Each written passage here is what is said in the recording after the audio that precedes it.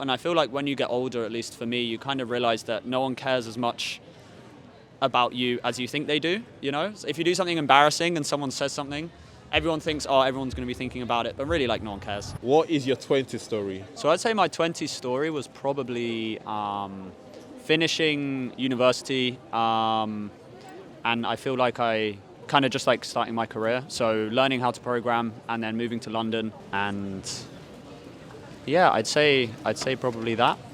Just moving to London and kind of becoming like an adult, I feel like. How was the transition from finishing uni to working a full-time job? It was kind of gradual. Like, I was fortunate enough that I could live at home for a few years after university. So I lived with my parents and just did kind of casual jobs and traveled before I found what I really wanted to do. So I didn't have to sort of rush into something. So for me, it was a little bit easier, but I think if I was going straight from uni into work, it would be a bit more stressful. So what did you study?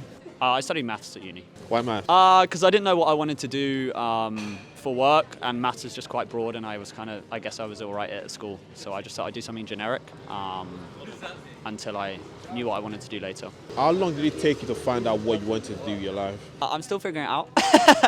No, but for work, I'd say I was like kind of living at home and doing casual jobs for like 3 years before I really found what I wanted to do.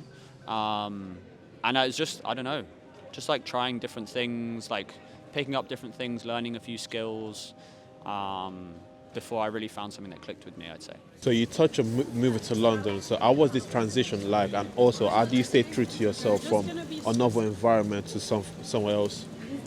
I think like the transition for me wasn't too hard. I don't really know why. I think some people like click with bigger cities and some don't. But how do I stay true to myself? I don't really know. I feel like it's a combination of like I would say I'm always changing and kind of adapting to my environment. So it's not like rigid that I stay true to myself. But I think a lot of it's just kind of self-confidence, and like however you see yourself, you're confident in that. So you don't get like pulled to one side or like influenced by other people, and you kind of are confident in yourself enough to like stick with what you believe and what you want to do. I can see you're quite a confident guy. Was it...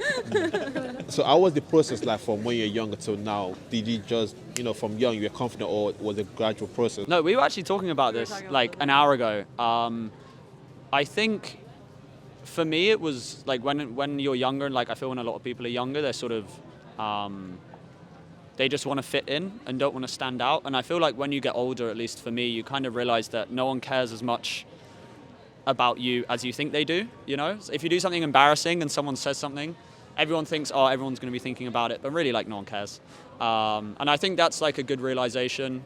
And yeah, I think also, like, I care about what people think when it's people I care about, you know? But yeah, I think just growing up and realizing that everyone's doing their own thing, everyone is weird and everyone has quirks and problems and stuff. And so yours are no different to anyone else's. And I think also as you get older, people appreciate difference more. I feel like when you're younger, everyone just wants to fit in, and they might like make fun of someone if they stand out. But I feel like when you're older, like if someone wears some cool clothes or some like funky stuff, I feel like nowadays people actually find that quite cool. So I feel like that helps as well.